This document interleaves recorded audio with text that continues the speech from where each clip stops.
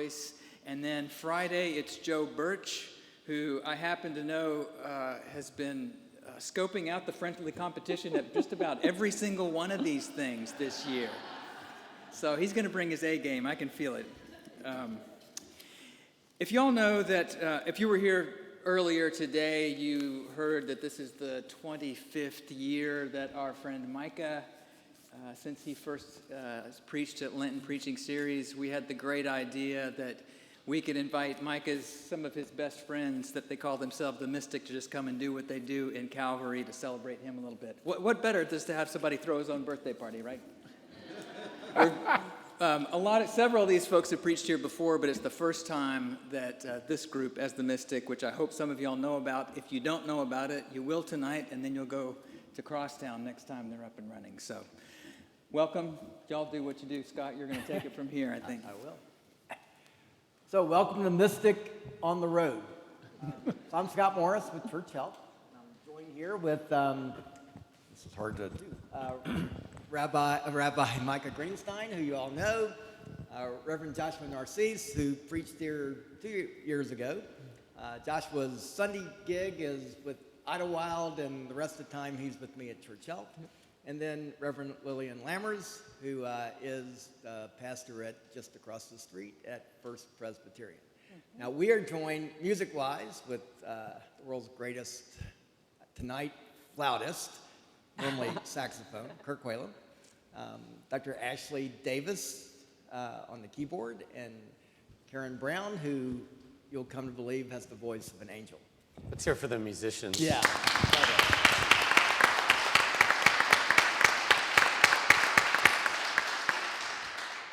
So, if you've never been to the Mystic, we do this once a month in the green room at Crosstown, and we just figured out from Micah that we've been doing it 6 years as of Friday. So we're going to just do what we normally do, but what the Mystic is a gathering where we have a conversation among ourselves, interspersed with music that will rock your soul. It starts normally at 6 o'clock and ends at 7, so it's going to be a 1-hour deal. There's no sermon, there's no collection. We do it the first Tuesday of the month because nobody does church on Tuesday, and it's just an invitation to try to engage our hearts and our souls into how we draw closer to God. So you'll see how it goes. But we will start, as we always do, with music from Kirk Whalum.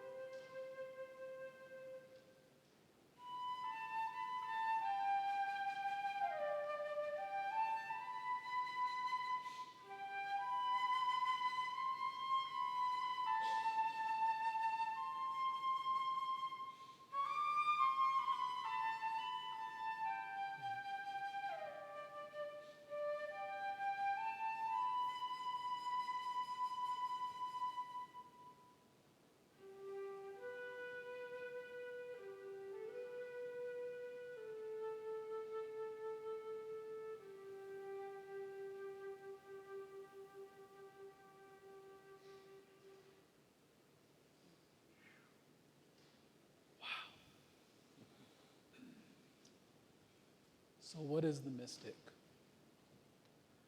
It is not Muslim prayers on Friday or Jewish prayers on Saturday or even Christian prayers on Sunday. The mystic, we hope and pray, is a catalyst that through music, like the music that just stirred our soul, through story that we will engage in this evening, silence and dialogue, we hope to strengthen our attachment to hopes and dreams.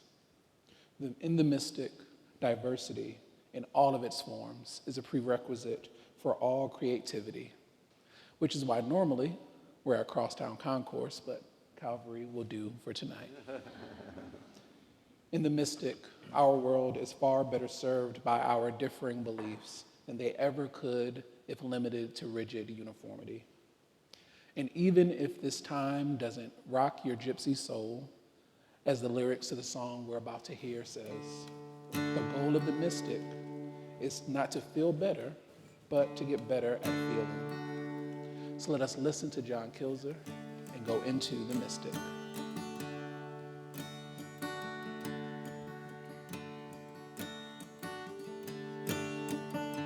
We were born before the wind, so much younger than the sun. Ere the bonny boat was won into the mystic.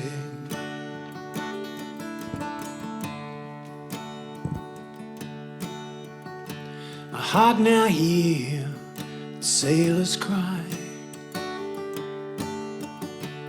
feel the wind and taste the sky. Let your soul and spirit fly into the mystic.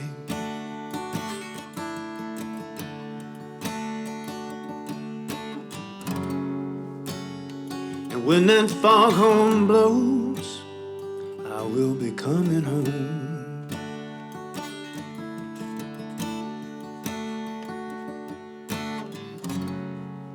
When that foghorn whistle blows,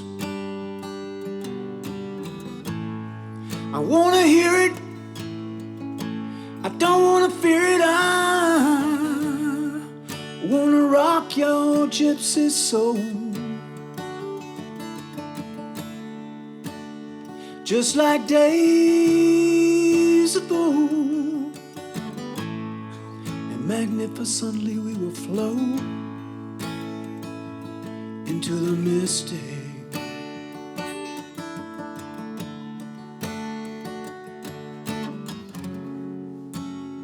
And when that foghorn blows, I will be coming home.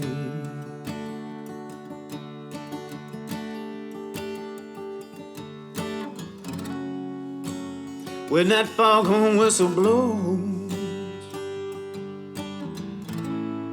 I wanna hear it, I don't wanna fear it. I wanna rock your gypsy soul, just like days of old. And magnificently we will flow into the mystic.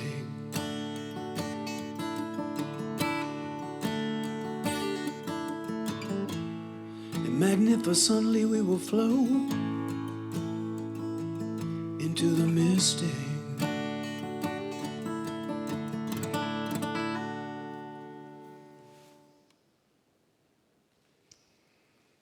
So on our first Mystic 6 years ago, it was me, Micah, Kirk, Chris Miner, who was the originator for Crosstown Arts. You could say was the person who had the idea of redeveloping Crosstown. What a crazy idea. And then John Kilzer of blessed memory. The idea was that Kirk and John would be the music. What better could you have? We would all just get the opportunity to listen, and then we would have this conversation among ourselves, and we would invite others just to overhear the conversation. It was not intended to be talked back. There was not questions and answers, but Yeah, so along the way, John put a kink in that. And if you don't know, John committed suicide, and it was on March 12th of 2018. And it was been hard for me, but hard for all of us. But we've rolled along, but at every Mystic, we had this recording of John playing into the Mystic, and what we always did was sing that song, and there would be a variation of it. Kirk would play it, or John and Kirk would play it, and it was always wonderful. But now we have this one version. So I just want to let everybody know that's how this is. So all right, so we've been doing this for 6 years. So what? I mean, Micah, you've been to all but one or two. I mean, what has the Mystic meant to you?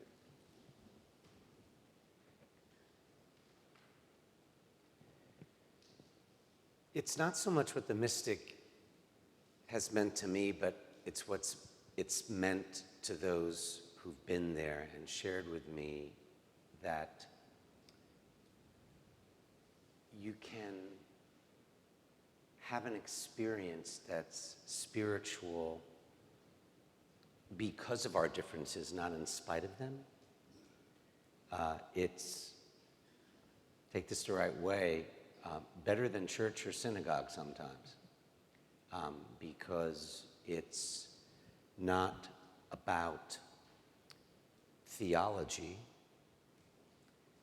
It's more about our commonality, and also deals with some hard issues. I think we've talked about everything. I don't know how it's hit you, Kirk, since 2018. Looking back on it. Yeah, it's funny. I mean, I lost track of the actual, sort of timeline because, frankly, John's death was so traumatic for us and for the community. I'm one of the ones who just wanted to forget it happened, and I went through all the stages. I was very angry at him, and then man, I mean, Micah, the fact that there were Jewish mystics, right? The fact that go on down the line, and that Jesus, who we as Christians call our Messiah, that he was a mystic, and that I was introduced to this way. I'm going to not say way of thinking, kind of a way of not thinking, not trusting my preconceived and sort of pre-baked ideas of who God is, who I am, like to let go. You grew up in a very evangelical family. Oh, I did, yeah. My dad was a pastor, Baptist preacher, and so the fact that, and my brothers, both my brothers are ministers, but the idea that, to now in my life to be free and open to consider, again, I'm Catholic now, which is, again, just a non sequitur, right? That's almost Episcopalian. That's almost Episcopalian. Exactly, I'm close. So the idea that I sit because of being a friend of John Kilzer, ultimately Scott Morris, and then Micah, and then the study under Micah, and at MTS, and to have my head opened up to the fact that mystic is nothing new. It's just that it was new to me to relax with my theology and let go and learn and do life with people who are open to the grand mystery. Again, the Eucharist is a mystery. I mean, so even the things that we consider to be, this is baked in, but it's still a mystery, all mystery. So the mystic, that's my story. It's just, man, having my head opened up. It got better with these two, but before that, you went to Jesus, but what about also the Muslim Syrian doctor? Right. Yes. Looking back, share with everyone that story. So if you've ever been across town and eaten at the Global Cafe, there is and has always been a group of Syrian women who are there. One of them had a nephew who had been tortured back during the Syrian Civil War.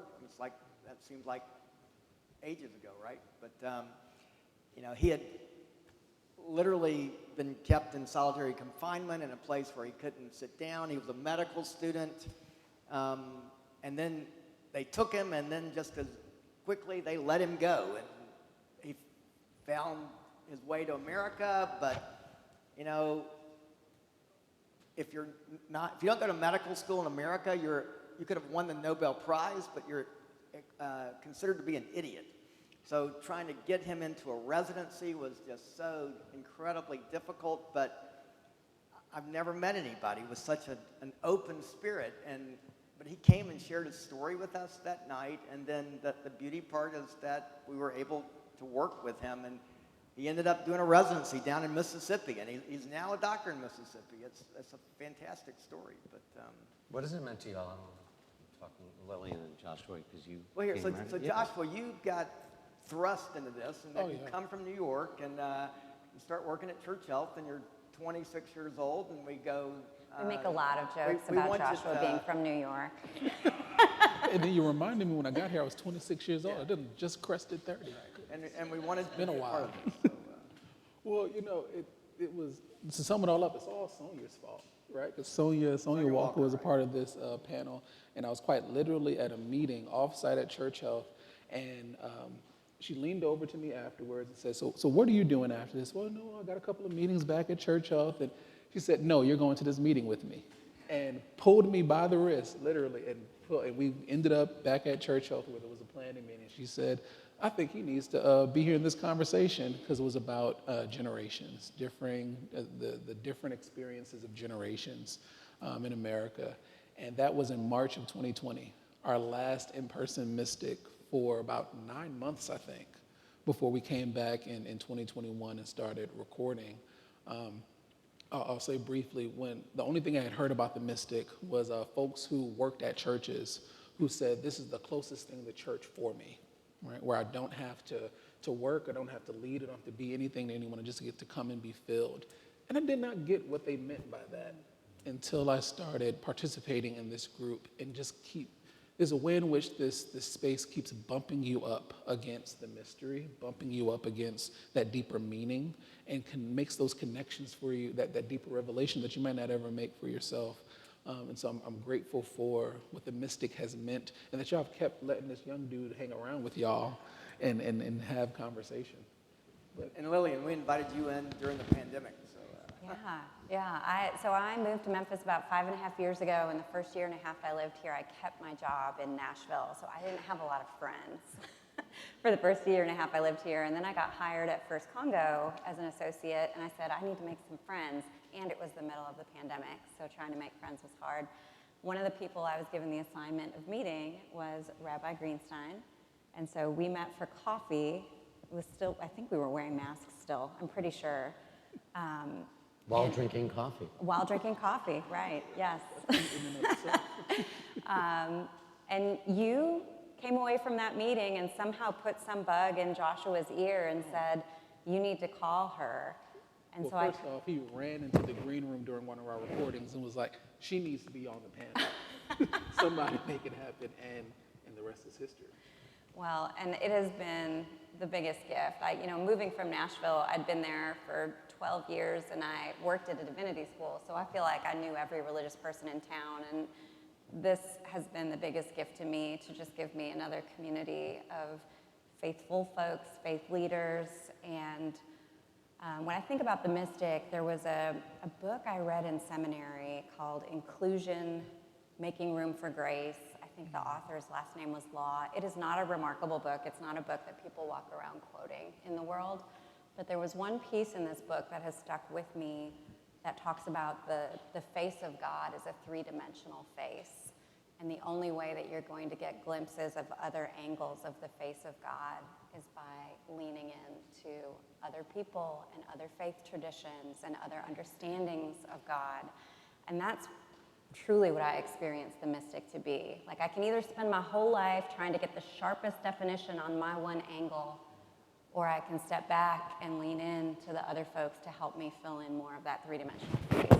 I think one way we've all learned that we lean into is through music. So, Ashley and Karen, take us away.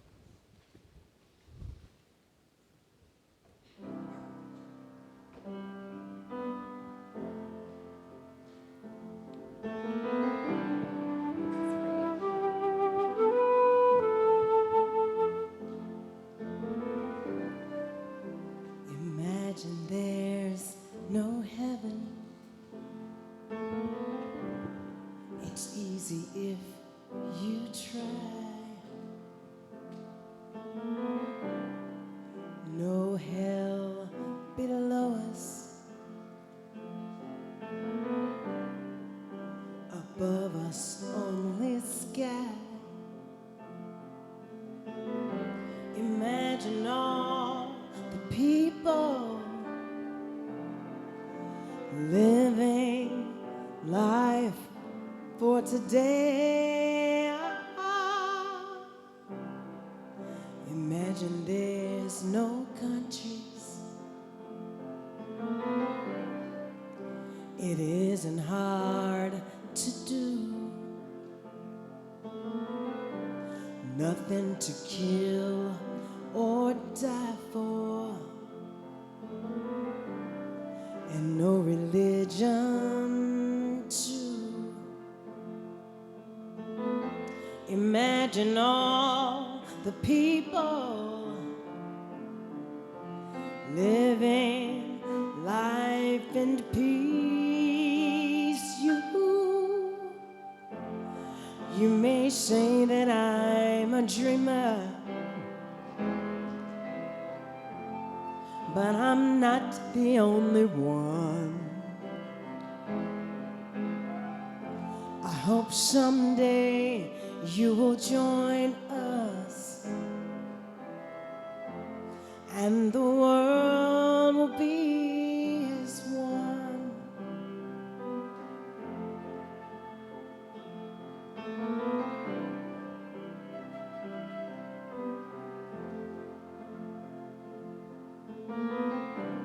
Imagine no possession.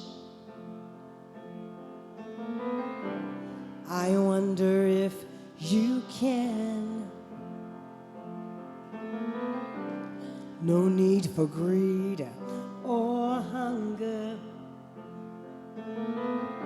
A brotherhood of man. Imagine all the people sharing all the world.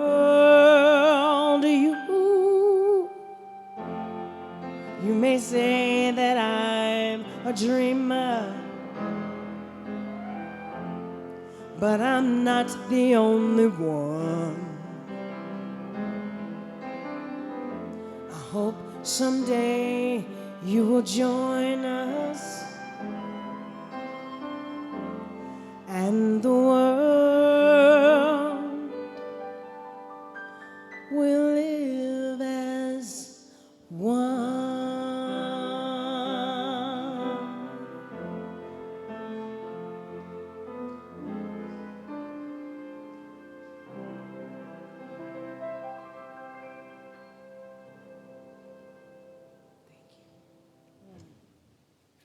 Thank you, Kirk, Karen, Ashley.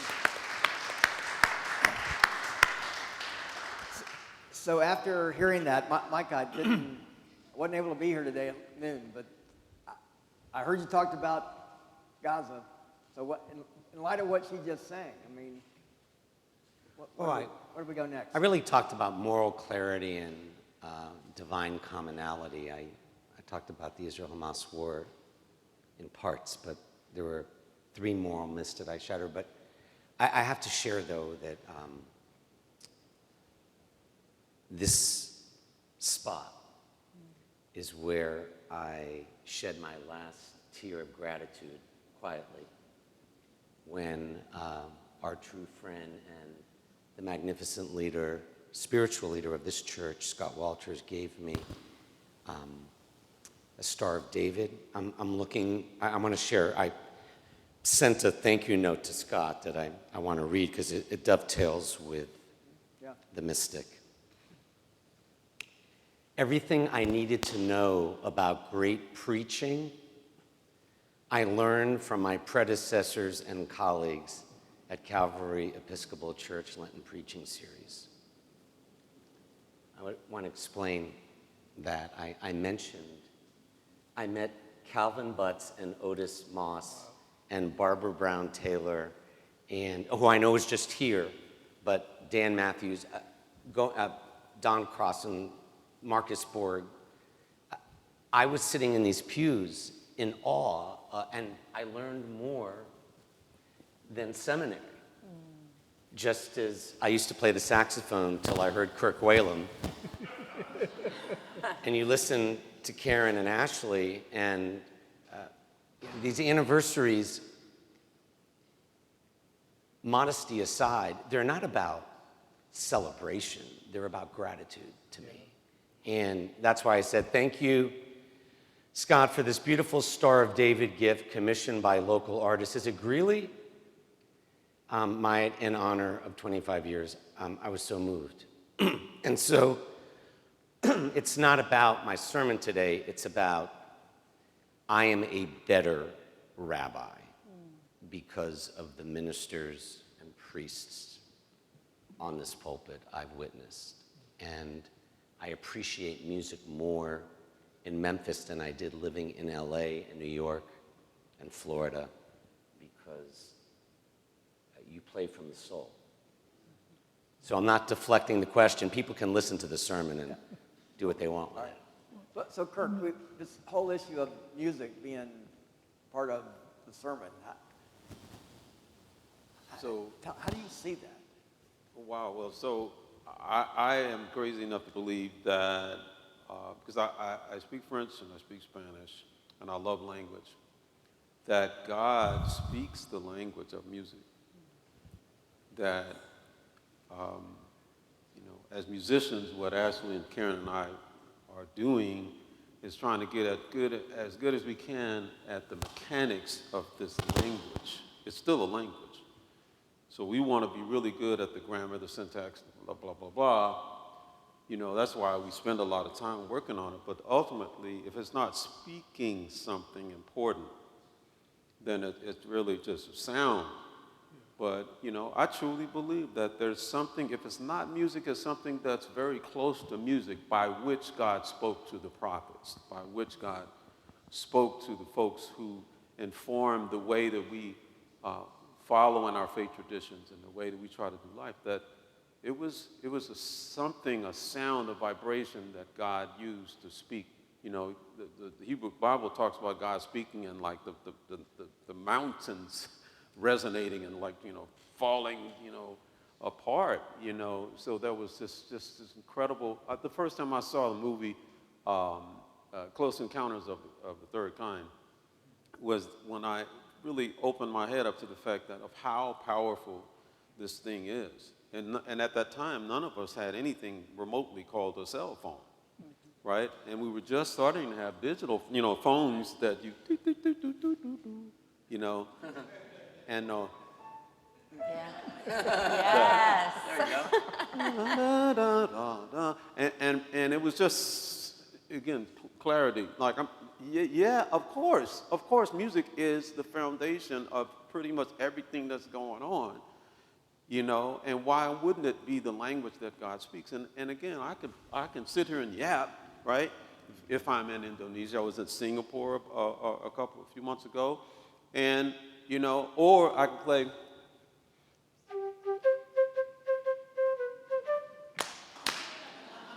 You knew to clap. So did they. Wow. Right? And so again, that's just one example of how powerful this thing is that we just are touching on the communicating power of music. I would dare say that God speaks the language of music. Yeah. I'm thinking about, it was during the pandemic, and I cannot remember the name of the song, but it's in French. You were singing it, and the line is, "In this life, I was loved by you." Yes. And I continue to come back to that song because it's such a summation, right, of what is it that we need to carry with us in this life that so often makes us forget our belovedness. And I know it's not a religious, that's the beauty of the mystic. That's the one thing I fell in love with initially, is that you have all of these songs that songs that are familiar with you, but when it's wrapped and bracketed by this conversation, it is heard so differently. Kia Johnson, who was singing with us for a while before she ran off to London to study, sang a cover of Stephanie Mills' Home from the Wiz that I grew up with. And when she sang it in the Mystic, it broke something open in me. Right, and so in the same way, when we come to that song you sang during the pandemic, in this life I was loved by you. When I hear it as a Christian, that kind of that is an affirmation of faith. That through everything, the central chord is, in this life I was loved by the one. Yeah. And that has to make a foundational difference for the way I interact in this world. And that I only get there through all of and I'm a preacher, and I like to think that the talking matters, but as the old saying goes, no one leaves church humming a sermon, right? It's the music on which this all turns and helps to piece it together. But Josh, we were talking about how it helps us, and you, I think me as well, to, we just so rapidly forget that we are a child of God. Yeah. So why? Why is it so hard to remember that?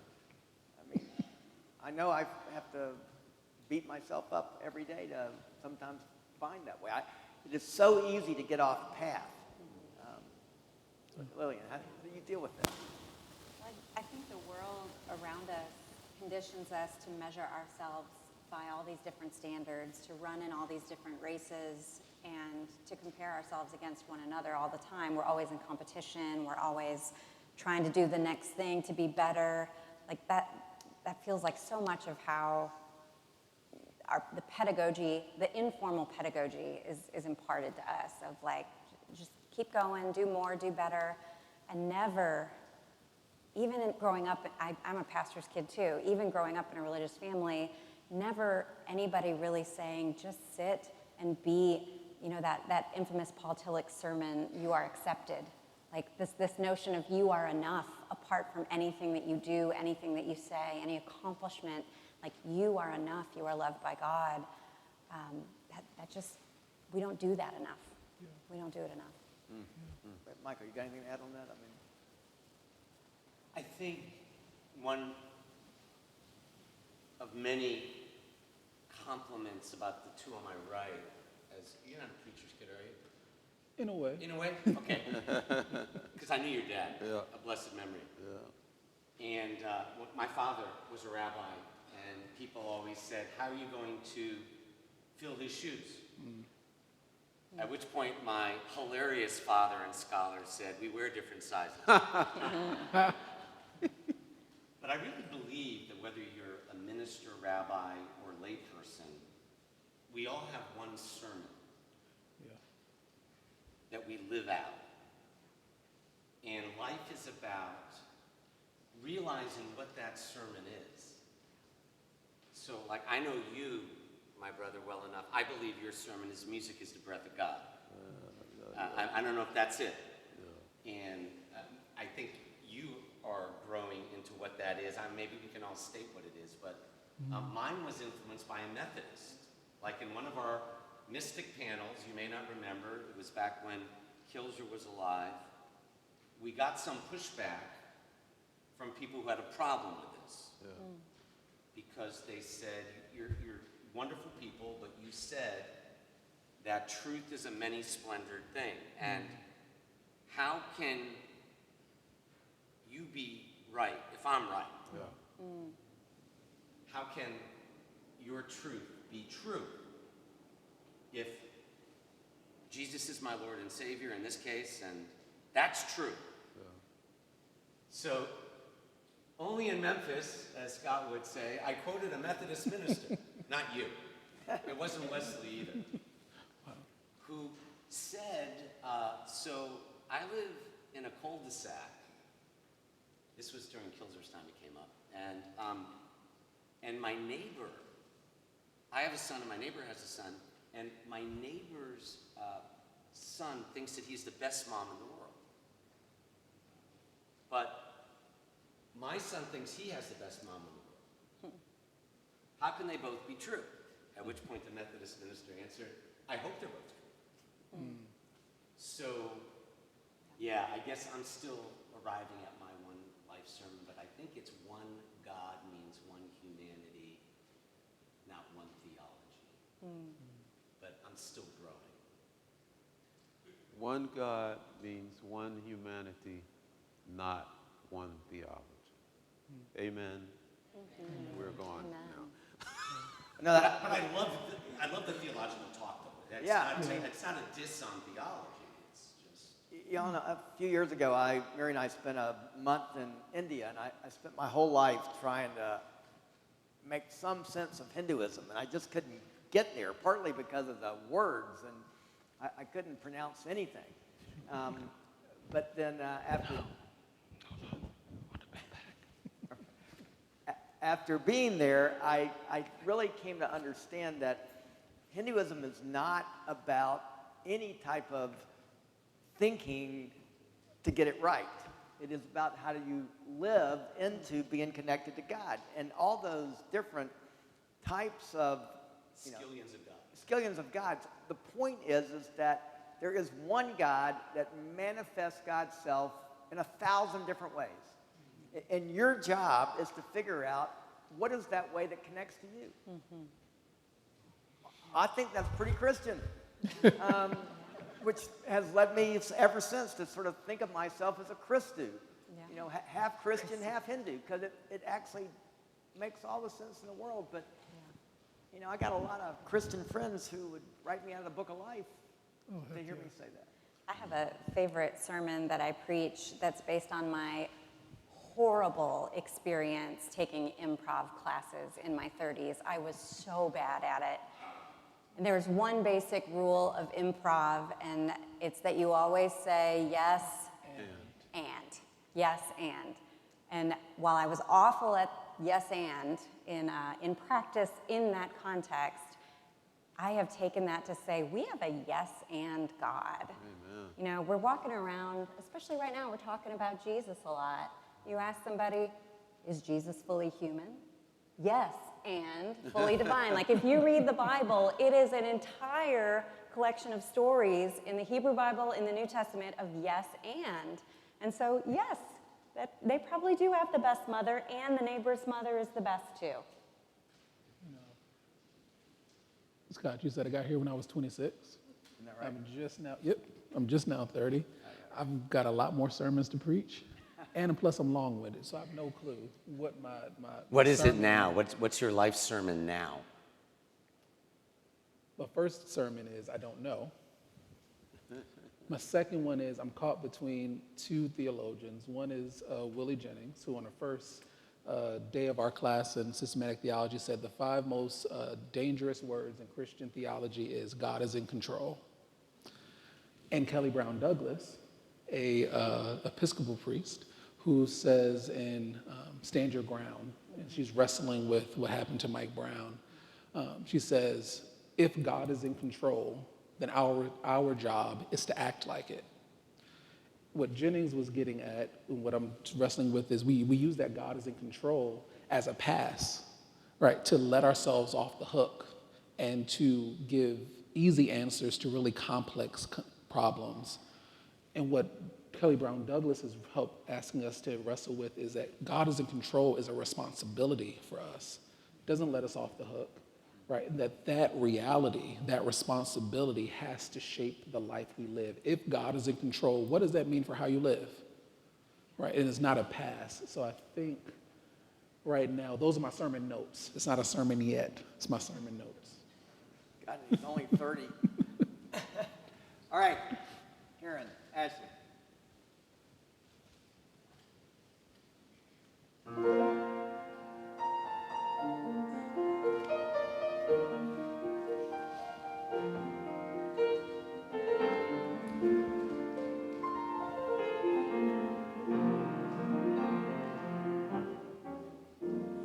You gave me my hands to reach out to man, to show him your love and your perfect plan.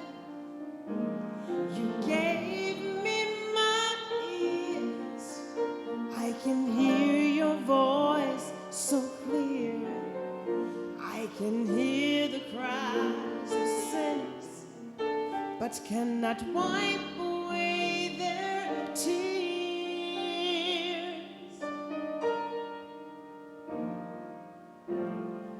You gave me my voice to speak your word, to sing all your praises to those who never heard. But with my eyes see a need for more availability. I see hearts that have been broken, so many people to be free. Lord, I'm available to you.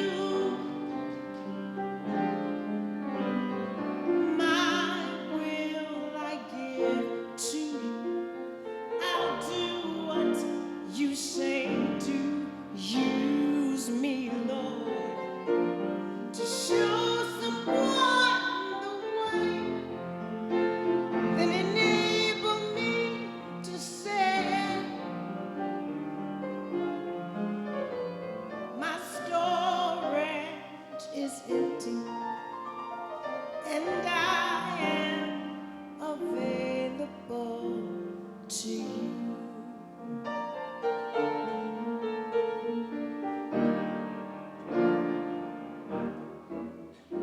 Now I'm giving back to you all the tools you gave to me. My hands, my ears, my voice, my eyes, so you can use them as you please. I have emptied out my cup so that you can fill me up. Now I'm free and I just want to be more available to you.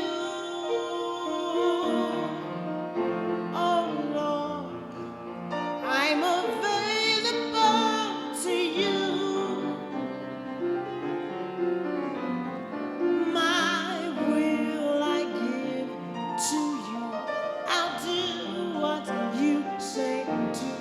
Use me, Lord, to show someone the way, then enable me to say,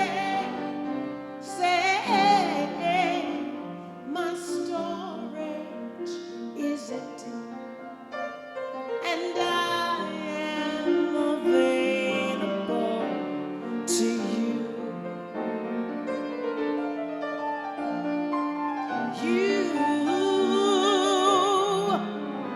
My storage is empty, and I am available to you.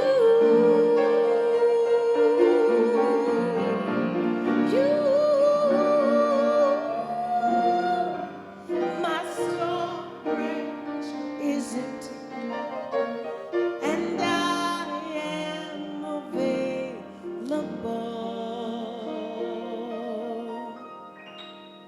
to you.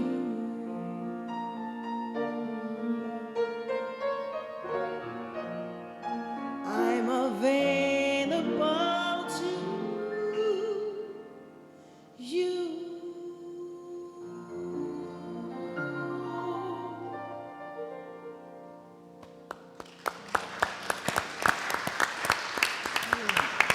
Good. If I might be so bold as to jump in there and say that what you just heard from Karen and Ashley proves the fact that the musician is able to basically break and enter into your heart. Like you really don't have, unless you're hearing impaired, you have no defense against music, especially music that is enriched and enhanced and sourced out of who God is. But the beautiful thing about music is that the musician is not there to take anything. You know, unfortunately in Memphis, we've got some crime issues, right? And so some folks are breaking in to take something from you. But the musician is there to deposit something, there to leave something of value, of meaning, of beauty. And boy, I don't think that the divine would trust our brains to process the mysteries of God. I don't think God would have done that. I just truly believe that God said, you know what, let me speak to Moses by way of music. Let me just put something so where basically you know something that you didn't know before.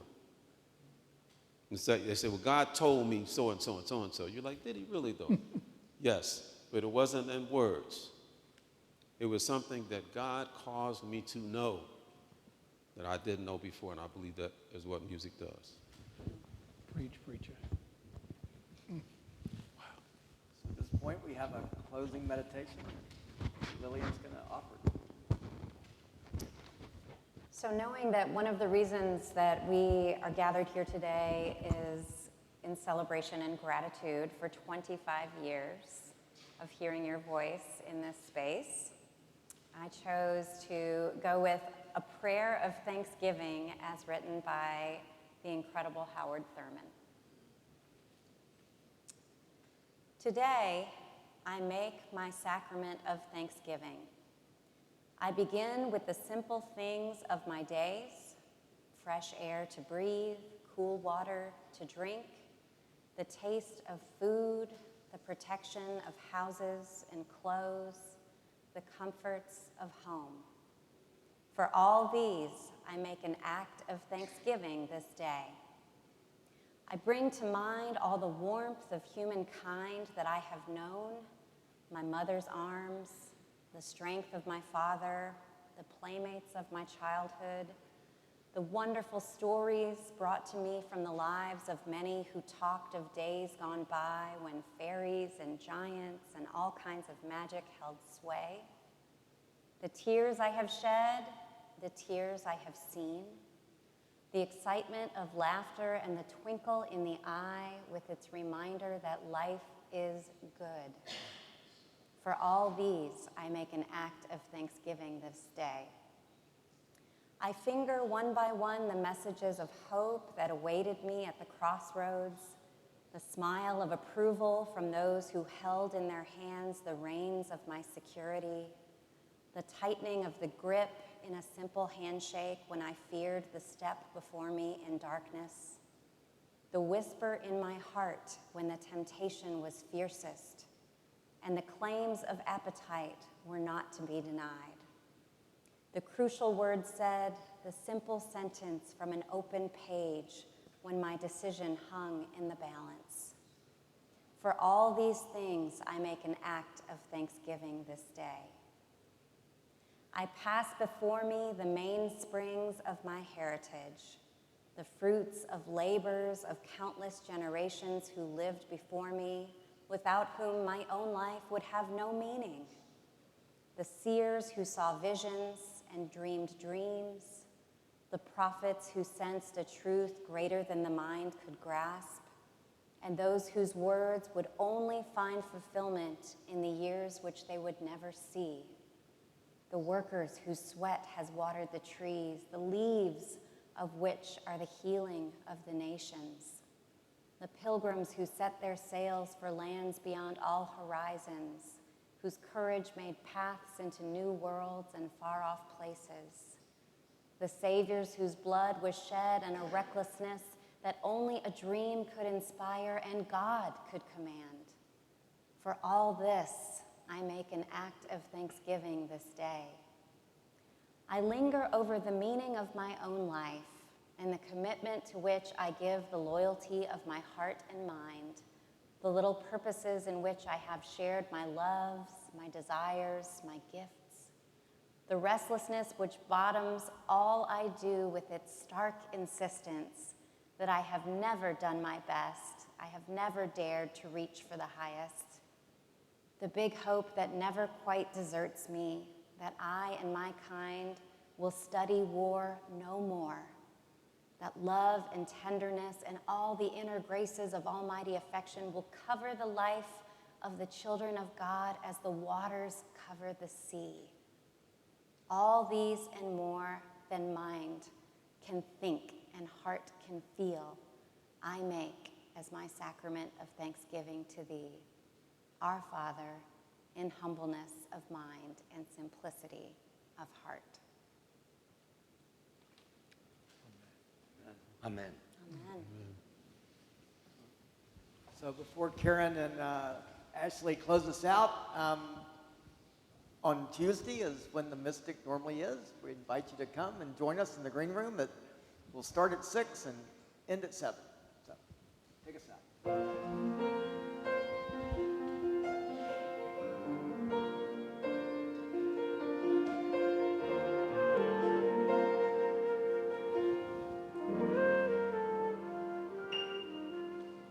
Amazing grace, amazing grace, God's grace is truly amazing, amazing grace, amazing grace, God's grace is truly amazing, amazing grace. How sweet the sound that saved a wretch like me.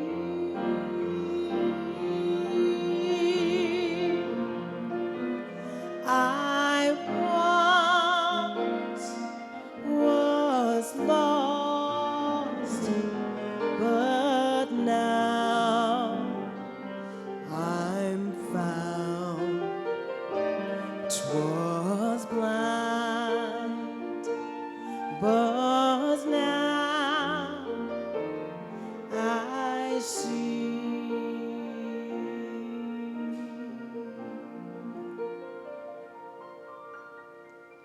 Amazing grace, amazing grace, God's grace is truly amazing, amazing grace, amazing grace, God's grace is truly amazing.